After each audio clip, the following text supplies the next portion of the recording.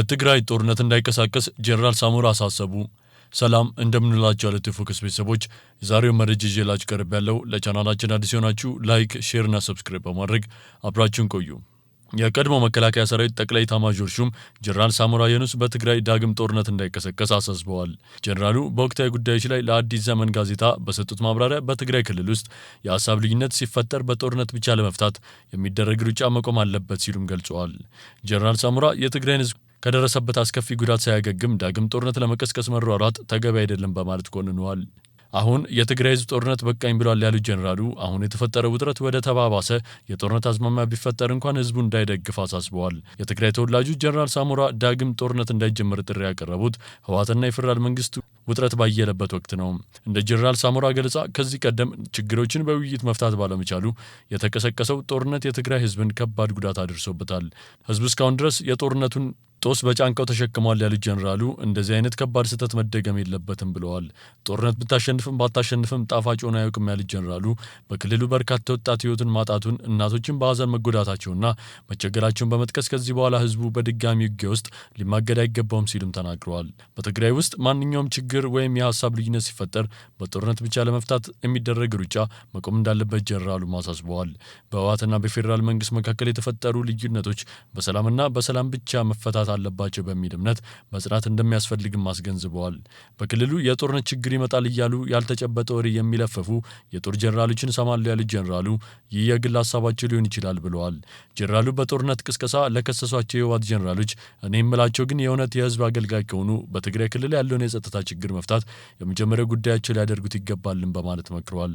በአሁኑ ወቅት በህወሓትና በፌዴራል መንግስት መካከል ጦርነት ይቀሰቀሳል የሚል ስጋትም አንዣበዋል።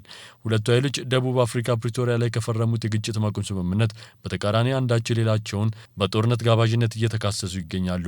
በህወሓት በኩል ተጨማሪ ኃይል የማሰልጠንና የማስታጠቅ እንቅስቃሴዎች በተደጋጋሚ እየታየ ሲሆን ጦርነቱ ከተቀሰቀሰው ከኢትዮጵያ አልፎ ቀጠናዊ ኃይሎች እጃቸውን የሚያስገቡበት ምስቅልቅል ሊያስከትል እንደሚችል ብዙዎች ስጋታቸውን እየገለጹ ይገኛሉ።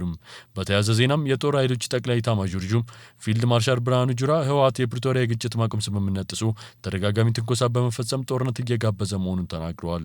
ህወሓት የፕሪቶሪያን ስምምነት ችላ ብሎ ትንኮሳ እየፈጸመ መሆኑን የገለጹት ፊልድ ማርሻሉ ጦርነትን እኛ ብቻ ማስቀረት አንችልም በማለት እርምጃ እንደሚወሰድ አስጠንቅቀዋል። ፊልድ ማርሻል ብርሃኑ ጁላ ይህን ያሉት እንዳይደገም መቼም አንረሳውም በሚል መሪ ቃል በተከበረው በ5ኛ ዓመት የሰሜን ዕዝ ዝክረ ሰማዕታት መታሰቢያ በዓል ላይ ነው።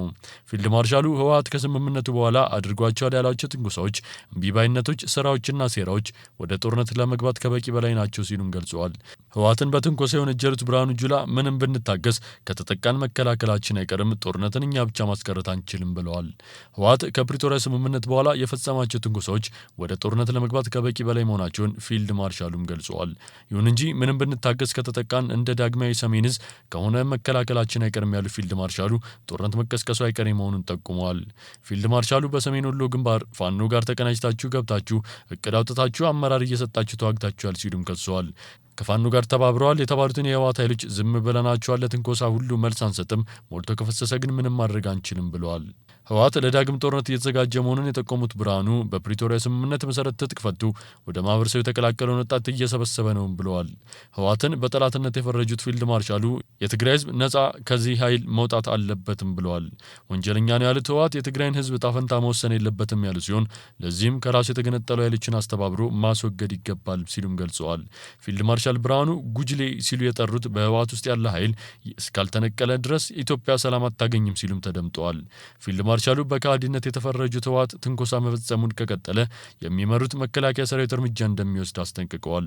ፊልድ ማርሻሉ በማስጠንቀቂያቸው አንቸኩልም፣ ጦርነት አንፈልግም፣ በልማታችንና በብሔራዊ ጥቅማችን ላይ የመጣ ከድንበር ያለፈን ግን እንዋጋለን፣ የተደራጀ ነውም የታጠቅነውም ለዚያ ነው ሲሉም ገልጸዋል። ትግራይ ከዚህ በላይ መሸከም አትችልም ያሉ ሲሆን የኢትዮጵያ ሉዓላዊነት ለማስደፈር ከውጭ ኃይል ጋር እየሰራ ነው ያሉትን ህወሓትን እንዲታገል ጥሪ አቅርበዋል። ህወሓትን ለመታገል ከትግራይ የታጠቁና ያልታጠቁ የፖለቲካ ኃይሎችን ትግል የደገፉት ፊልድ ማርሻሉ መንግስት እንደሚደግፋቸውን ፍንጭ ሰጥተዋል። የህወሓት ጀኔራሎች በአሁኑ ወቅት ጦርነት እየጎሰሙ መሆኑን የጠቆሙ ፊልድ ማርሻሉ ለዳግም ጦርነት መፎከር ማቆም አለባቸው ሲሉም ተናግረዋል። ህወሓት ከኤርትራ ጋር ድንበር ጥሶ ግንኙነት መጀመርን፣ የተበተነ ታጣቂ መሰብሰብ፣ አዲስ ኃይል ማሰልጠንና ተፈናቃዮች የፖለቲካ መያዣ ማድረግ ግልጽ ትንኮሳ ነው ሲሉም ተናግረዋል። አድማጭ ተመልካቾቻችን ለዛሬ ያዝንላችሁ መረጃን ይመስል ነበር። ከሌሎች መረጃዎች ጋር እስክንገናኝ ሰናይ ቀን